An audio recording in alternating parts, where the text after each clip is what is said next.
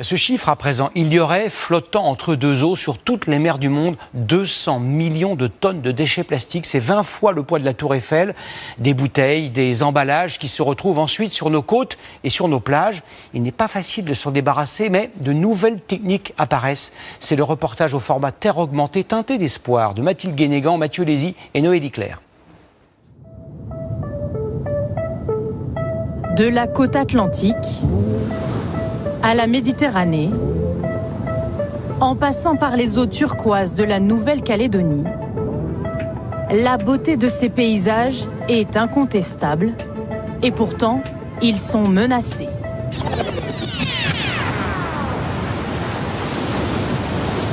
Chaque année, 10 millions de tonnes de déchets plastiques se déversent dans les mers et les océans. C'est l'équivalent d'un camion poubelle qui se décharge toutes les minutes. Mais la situation n'est pas irréversible. À Marseille, 150 associations œuvrent ensemble pour lutter activement contre la pollution plastique. François Alexandre navigue le long des côtes et cartographie les zones polluées. Quand je vois de la pollution sous-marine, de la pollution en général qui flotte, etc., ça me brise le cœur. La Méditerranée, contrairement à beaucoup de choses que l'on peut entendre, elle n'est pas morte, elle n'est pas condamnée à disparaître. Les informations qu'il collecte permettent aux plongeurs bénévoles d'intervenir, de nettoyer les fonds marins. Ici, au large des Calanques, des bouteilles plastiques, des pneus, retrouvés au milieu des herbes et des algues. Mais certains déchets sont impossibles à récupérer. Voici la découverte faite par un robot sous-marin en Méditerranée, à plus de 2000 mètres sous le niveau de la mer. Ces plastiques, ils vont se décomposer assez rapidement. Donc ils vont devenir assez rapidement des microplastiques. Et par la suite, ils vont devenir des nanoplastiques. Donc c'est des particules microscopiques qu'on ne peut plus récupérer. Les poissons et toute la biodiversité marine, ils ingèrent du plastique. Il faut donc à tout prix récupérer ces détritus avant qu'ils ne dérivent dans la mer. Toutes les initiatives sont bonnes. Chaque semaine, par exemple, ces Marseillais arpentent le littoral, armés de pinces et de sacs poubelles. Les caleçons. On se demande ce que les gens y font, vraiment. Voilà, non recyclable.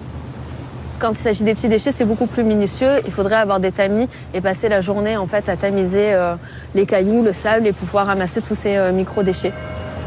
Dans le vieux port de Marseille, nous embarquons sur un bateau atypique. Emballages, mégots de cigarettes sont aspirés à l'intérieur. Je vais mettre un point fixe, je me suis éloigné, on va pouvoir déployer. Voilà, ça nous fait une surface de ratissage qui est beaucoup plus importante. Cette embarcation peut ramasser 4 mètres cubes de déchets, l'équivalent d'une petite camionnette. Les déchets sont interceptés d'abord par un panier avec une maille qui fait globalement 2 cm sur 2 cm. Et puis derrière ce panier, on a un filet aussi avec une maille beaucoup plus fine qui nous permet notamment de récupérer des microplastiques. Ce prototype a coûté 200 000 €. Il faudrait, pour être vraiment efficace, multiplier ce type de bateau. C'est en remontant l'un des fleuves depuis Marseille que nous trouvons la solution pour stopper définitivement la pollution plastique dans les mers. Ce simple filet, installé par les équipes de Stéphane il y a 6 mois. Il va laisser passer l'eau, mais retenir tous les déchets. Et donc là, quand on regarde à l'intérieur, on va constater la présence de plastique, de bouteilles, d'objets du quotidien. C'est vraiment extrêmement efficace. C'est une arme qui permet vraiment de contrôler cette pollution à très grande échelle. L'entreprise a identifié 300 000 sites en France à équiper de filets. Marseille fait figure de pionnière. Les mers et les océans sont aussi menacés par une autre pollution, moins perceptible au premier regard, mais tout aussi néfaste et difficile à nettoyer, celle des hydrocarbures, en partie déversés par les navires au large. Et la situation est devenue préoccupante avec l'essor du trafic maritime, plus 174% en 30 ans, et la taille des porte-conteneurs a été multipliée par 3. Alors comment faire en sorte de réduire cette pollution et de permettre aux navires de consommer moins ? Eh bien, une partie de la réponse viendra très certainement de navigateurs et de chercheurs bretons et de cette bouée. 4000 bouées du programme Argo dérivent dans les océans du monde entier. Les renseignements qu'elle collecte sont précieux. Ils vont transmettre leurs données par satellite avec cette antenne satellite. Et donc, des données sont reçues dans des centres de données à terre. Ces informations et des milliards d'autres données météorologiques sont traitées chaque jour dans ce supercalculateur. On dirait environ 5000 ordinateurs classiques, mais surtout de 30 000 ordinateurs en termes de stockage. L'objectif pour cette start-up bretonne est d'obtenir des prévisions météo extrêmement fiables à long terme, ce qui permettra aux navires de définir précisément la route maritime à emprunter et la vitesse à laquelle naviguer. Prenons un cas concret. On a un bateau, un convoi exceptionnel des mers avec un gros chargement. Il va être limité en taille de vague. Il y a beaucoup de tempêtes et il ne faut pas qu'il ait des vagues de plus de 3,50 m.